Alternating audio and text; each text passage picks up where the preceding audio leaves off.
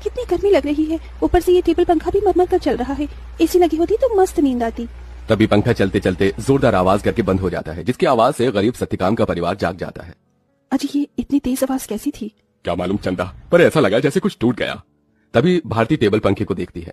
पिताजी वो देखो, टेबल पंखा टूट गया। पंखा टूटा देखकर पूरा परिवार दुख जताने लगता है। हे भगवान, ये क्या, एक और परेशानी बढ़ा दी तूने हम गरीबों पर। ये टेबल पंखा ही तो इस गर्मी में हमारा इकलौता सहारा था। अब तो इस गर्मी में हम बेहाल हो जाएंगे। कितना कहता था मैं कि दिन में पंखा बंद रखा करो, सारा दिन तो चलता रहता था। अब दिन रात चलेगा, कोई भी चीज तो खराब तो होगी ही ना। एक एक पाई जोड़ कर लिया था ये पंखा, अब कहाँ से लाऊंगा तुम्हारे नए पंखे का दाम। इसलिए तो कहती हूँ पिताजी कि घर में एक एसी लगवा दो, गर्मी भी नहीं लगेगी और नींद भी अच्छी आएगी।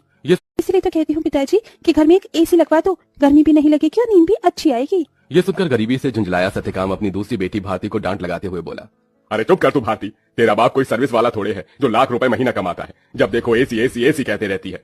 ये एसी सोफा सब अमीरों के घरों में होता है, हम गरीबों की औकात में नहीं है खरीदना। अजी अब जाने भी तो बच्ची है। अब ही चलो सब सो जाओ। आस पड़ोस वाले भी इतनी रात में हम गरीबों के घर में से हल्ला गुल्ला होता सुनेंगे तो क्या कहेंगे। जैसे तैसे सब गर्मी में सो जाते हैं, लेकिन अपने गरीब माँ बाप बहन को गर्मी से बेहाल देखकर वो गरीब बेटी रात भर खुद सो भी नहीं पाई। अरे सुबह हो गई, जल्दी से साफ सफाई कर लेती हूँ, फिर बाबा के लिए चाय भी बनानी है। घर में झाड़ू लगाकर जब वो घर के बाहर आकर देखती है तो आम के पेड़ से पूरे आंगन में पत्ते ही पत्ते बिखरे थे और पेड़ पर फल लगने को थे, जिसे देखकर वो खुश हो गई। अरे वाह, अरे वाह, आम के पेड़ पर तो बेर लगने लगे हैं। अच्छा है, थोड़े दिन में आम पक जाएंगे। पिताजी को तो आम के साथ रोटी खाना कितना पसंद है। अगर उन्हें रोज अपनी मनपसंद की सब्जी या फिर मीठे आम मिल जाए तो वो पेट भरकर रोटी खाते हैं। लेकिन इस गरीबी में नमक रोटी और चटनी रोटी खाकर ही गुजारा करना पड़ रहा है। इस घर की बड़ी बेटी होते हुए भी मैं अपने गरीब माँ बाप के लिए कुछ भी नहीं कर पा रही हूँ। मेरे प्यारे आम के पेड़, मैं उनके लिए कुछ करना चाहती हूँ। खास करके भारती की ख्वाहिश है कि हम अपने घर में एसी लगवाएं। सबसे पहले मैं अपनी कमाई से अपने घर में एसी लगवाऊंगी।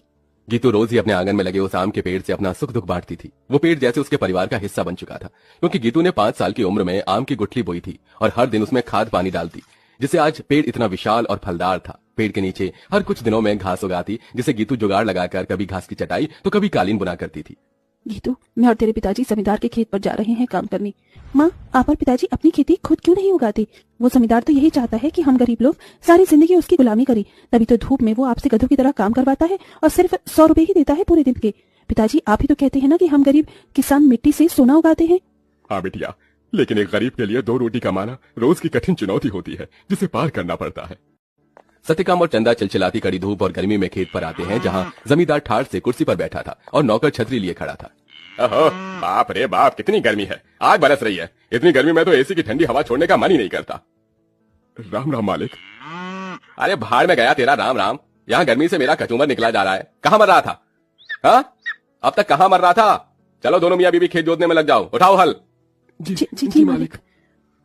बेचारे दोनों कड़ी धूप में उतनी बड़ी जमीन में हल जोतते हैं, उनके माथे से टप टप पसीना बहता जाता है। अजी शाम हो गई, आज तो मालिक दिहाड़ी देने के डर से आए ही नहीं। उनकी हवेली चलकर मांग लेते हैं। पंखा ठीक भी तो कराना है, वरना गर्मी में गुजारा नहीं होगा। दोनों जमींदार के घर आते हैं, जहाँ जमींदार पांव पसारे एसी की चिल्ड ठंडी ठंडी हवा खा रहा था। ओहो, क्या मजा आ रहा है। एसी में भैया मजा बहुत है।